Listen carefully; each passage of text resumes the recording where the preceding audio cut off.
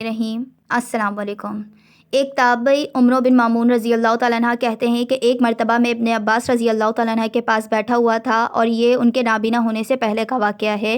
تو ان کے پاس 9 افراد آئے کہ جو خوارج میں سے تھے، اور انہوں نے کہا کہ ابن عباس آپ سے اکیلے میں کچھ بات کرنا چاہتے ہیں، لہٰذا یا تو آپ ہمارے ساتھ باہر آ جائیں یا پھر ان لوگوں کو یہاں سے اٹھا کر باہر نکال دیں۔ تو ابن عباس نے کہا کہ میں ہی تمہارے ساتھ آ جاتا ہوں۔ اب عمرو کہتے ہیں کہ ہمیں نہیں پتہ کہ انہوں نے ابن عباس سے کیا باتیں کی، لیکن ہم کیا دیکھتے ہیں کہ ابن عباس غصے میں اپنے کپڑے جھاڑتے ہوئے چلے آ رہے ہیں اور کہہ رہے ہیں کہ افسوس، انہوں نے ایک ایسے شخص کے بارے میں زبان درازی کی کہ جو 10 ایسے فضائل کا مالک ہے کہ جو اس کے علاوہ کسی اور میں نہیں۔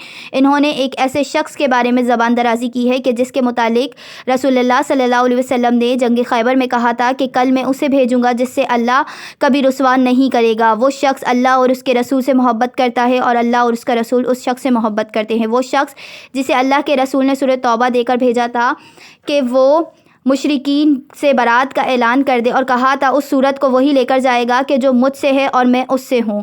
وہ شخص جس کے بارے میں آپ صلی اللہ علیہ وسلم نے فرمایا تھا کہ اے علی، تو دنیا اور آخرت دونوں میں میرا دوست ہے۔ وہ شخص جس نے سیدہ خدیجہ رضی اللہ تعالیٰ عنہا کے بعد اسلام قبول کرنے میں دیر نہ لگائی تھی۔ وہ شخص جو اس چادر میں تھا کہ جسے آپ صلی اللہ علیہ وسلم نے علی، فاطمہ، حسن اور حسین رضی اللہ تعالیٰ عنہ پر ڈال کر سورہ احزاب کی 33ویں آیت تلاوت کی تھی کہ یا اہل البیت، اللہ تو یہی چاہتا ہے کہ وہ تم میں سے ہر قسم کی گندگی کو دور کر دے اور تمہیں اچھی طرح سے پاک کر دے۔